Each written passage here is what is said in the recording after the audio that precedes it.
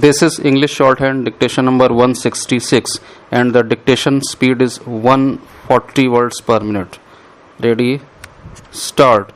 Sir, the duty on electricity is in principle a bad tax. I am one of those who believe that the use of electricity ought to be encouraged more and more, because in the absence of electricity, people would use kerosene oil, which causes smoke, which is injurious to health, and that ought to be stopped in the best way possible. The only way to discourage the consumption of kerosene oil would be to make electricity as cheap as one can possibly make it. Therefore, my submission is that on general principles this is a bad duty. My second comment on this part of the taxation proposal is that it is a tax which is badly distributed.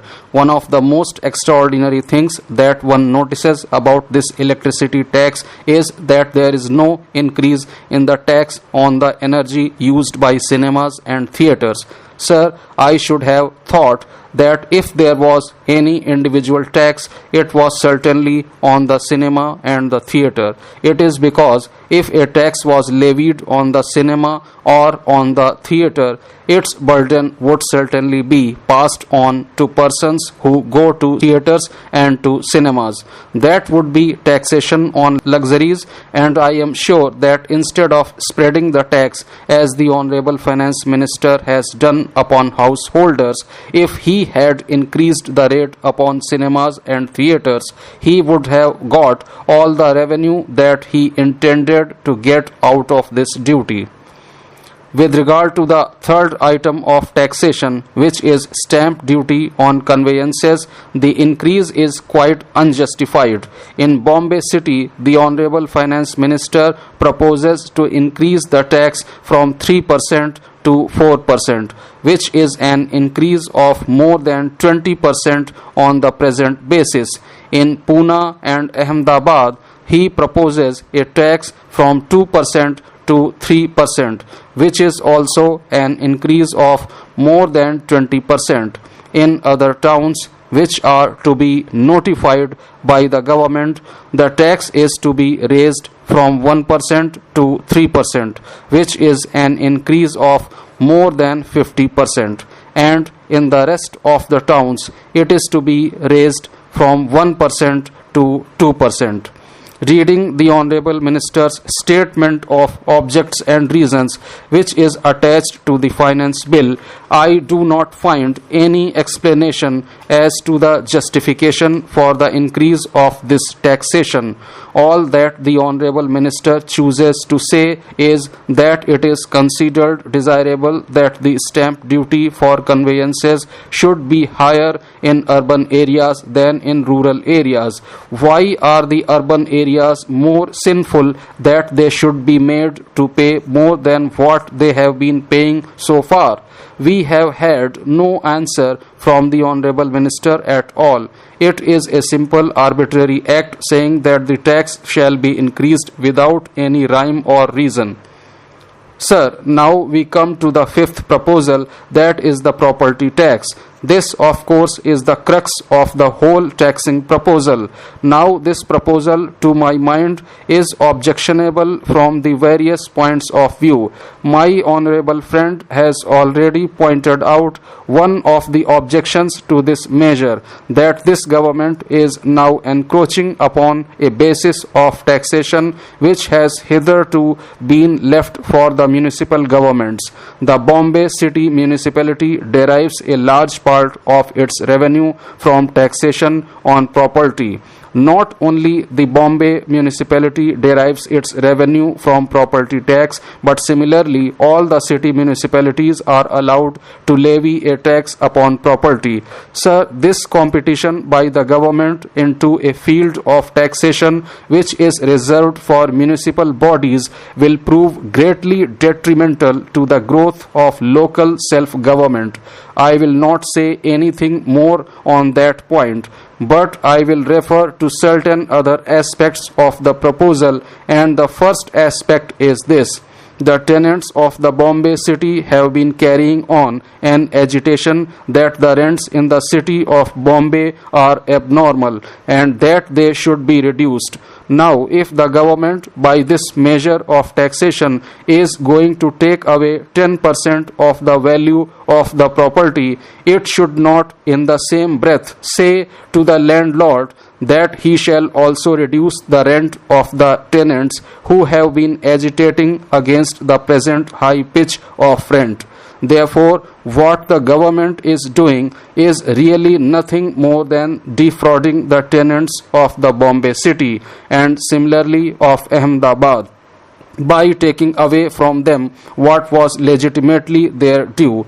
I think that is certainly one of the most serious objections that can be urged to this measure. Secondly, this property, which is to be the subject matter of taxation under the government proposal, cannot be said to be property which is not subject to taxation now, nor can it be said that this is a property which has been lightly taxed and therefore can still bear a higher taxation. Let me take the case of Bombay city itself. The Bombay municipality levies on the whole 18% on the rateable value of the property for its own use. In addition to that, the owner of the house has to pay the ground rent if the property is a leasehold property.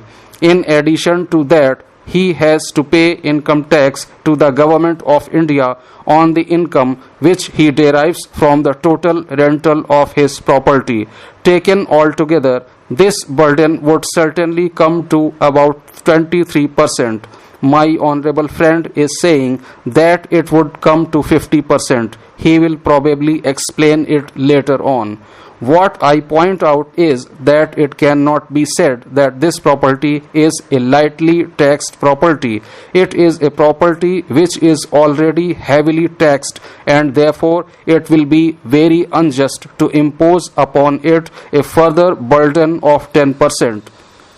The next thing that I should like to point out to the Honorable Finance Minister is this. He seems to treat this tax as though it was just a rate and not a tax. Well, I have a quarrel with him on that point. What he is levying is not a rate, but it is a tax. The difference between a rate and a tax is this. A rate is something for which you get specific service. We pay rates to the municipality because in return for what we pay to the municipality, we get direct services like water, conservancy, lighting and various other services. It is really a charge for the services rendered. But in the case of what the Honorable Minister is doing, there are no services. Therefore, it is a tax. Although the minister chooses to call it a tax on property, it is a tax on income, because I do like to tell him that nowhere things pay anything. In all ultimate analysis, it is the man who pays. Things do not pay. If men pay, they pay out of their income. Therefore, it is an income tax. Now, I would like to ask the Honorable Minister why the equitable principles, which are always recognized to be the part of a general scheme of income tax, are not made the part of this tax. Two things might be mentioned. One thing that needs to be mentioned is that every scheme of income tax has in it a basis of exemption. Below a certain minimum, you do not tax. In the present day income tax, the minimum I think is about rupees 2000.